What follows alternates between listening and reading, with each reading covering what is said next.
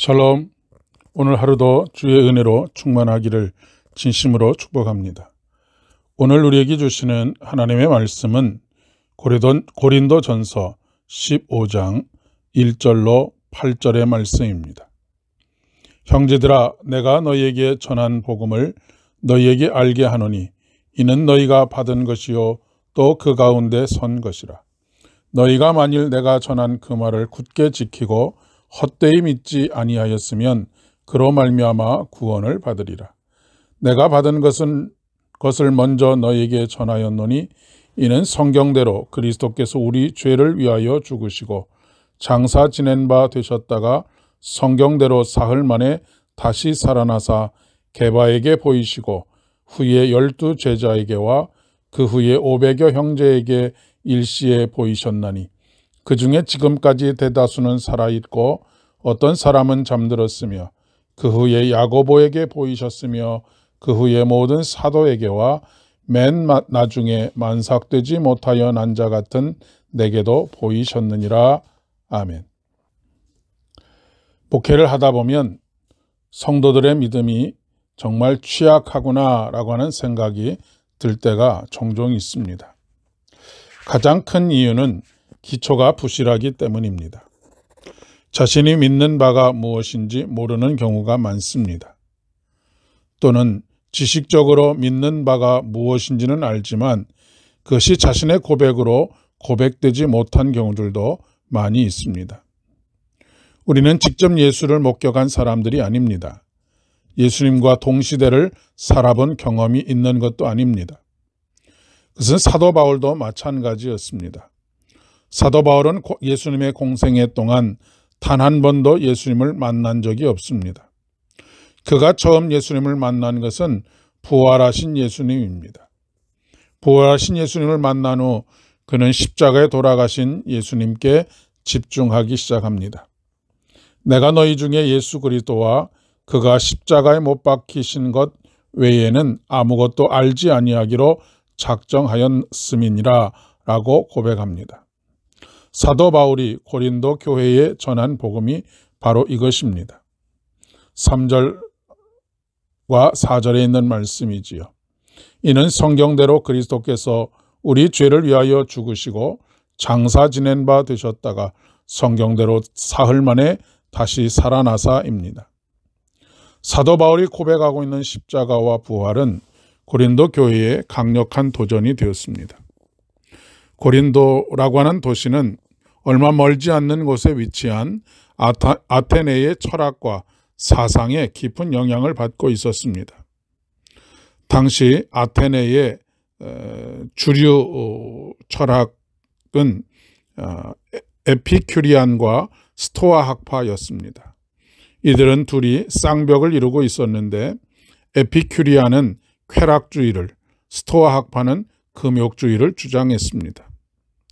그러나 그 어떤 것도 인간의 내면 안에 있는 죄의 문제를 해결할 수가 없었습니다. 쾌락으로 죄를 잊고자 했지만 그럴수록 더욱 죄책감에 시달리게 되었습니다. 쾌락은 아주 큰 고통의 열매를 가져다 줄 뿐이었기 때문입니다. 금욕주의 또한 마찬가지입니다. 금욕을 하면 할수록 더욱 강렬한 욕망에 사로잡힐 뿐이었습니다. 고린도 교회의 성도들은 그리스도의 십자가와 부활을 통하여 죄로부터 참된 자유를 얻게 되었습니다. 그러나 믿음이 취약하여 그리스도의 십자가와 부활의 사건을 자신의 것으로 받아들이지 못한 사람들은 여전히 참된 자유와는 거리가 먼 삶을 살 수밖에 없었던 것이지요. 오늘날 십자가가 우리 그리스도인의 고백 속에서 희미해져 가고 있습니다. 죄가 상대화되어지고 있고 목회자의 설교 또한 윤리가 복음을 대신하는 그런 경우들이 빈번해지고 있기 때문입니다. 헬라인들이 그러했던 것처럼 이성이 강하게 지배하고 있는 이 시대 속에서 점점 십자가의 사건을 어리석은 것으로 생각하는 경향들이 많아지고 있습니다. 그러나 그리스도의 죽음과 부활이 빠진 복음은 복음이 아닙니다. 같은 맥락에서 예수 그리스도의 부활에 대해서도 점점 무관심해지고 있는 것 같습니다.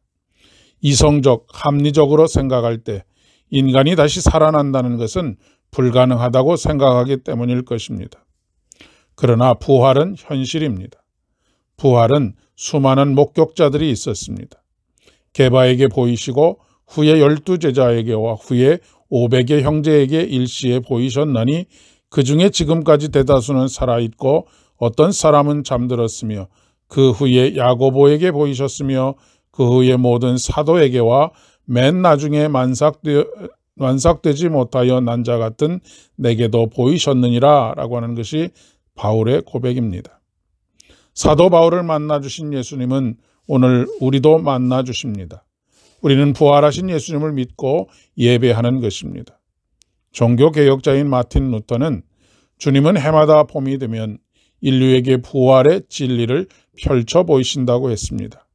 겨울의 죽음을 이겨내고 다시 돋아나는 잎사귀마다 부활의 약속을 새겨 놓으셨다고 루터는 말하고 있습니다. 이처럼 복음은 죽음 건너편에 약속된 부활의 소망입니다. 그러니 오늘 우리는 죽음을 전혀 두려워할 필요가 없는 것이지요.